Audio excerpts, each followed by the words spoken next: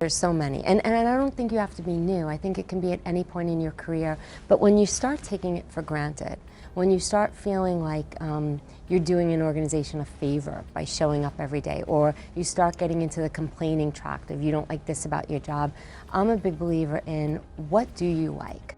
You know, I remind myself every day. I'm one of those people also, like Stephanie, I'm up at 4:30 every day. I like to tackle the day, and I remind myself, even if I'm, you know, off, by the time I go for a run, by the time I come back, by the time I get ready, I can't wait to get to work. And so I'm always, you know, I'm grateful. I never take it for granted that I have a job, that I have colleagues that I respect and admire.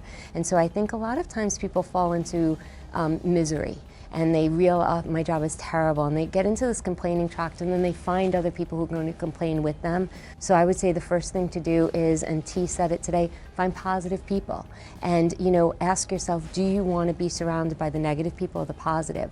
I have a little mantra, do I want to go to the movies with this person? And it's, you know, it sounds silly, but if I don't want to go to the movies with you, I probably don't want to work with you. And I use the movies because it's a quiet space. I don't really have to interact with you, but it's your presence. And so I want to work with people I want to go to the movies with. I want to work with people who are positive. So it's be that positive person. So, you know, don't fall into the complaining negative trap.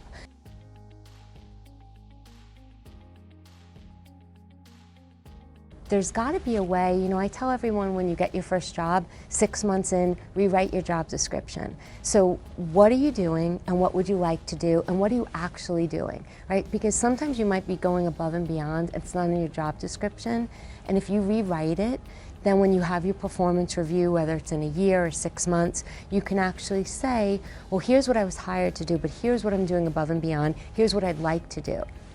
Be empowered. You know, your job is not happening to you. You're not a victim. You're very lucky to have your position. And if you don't love everything you're doing, how can you transition it? What can you reinvent? You know, what about your job can you like? And so I think it's finding the positive, because every job, no matter what, CEOs and all, there's the daily grind. And it's not going to go away, but what do you love about your job? And how can that supersede the negative aspects of it? And you know, and sometimes it's just having fun with, okay, so it's part of the daily grind. It's not the end of the world.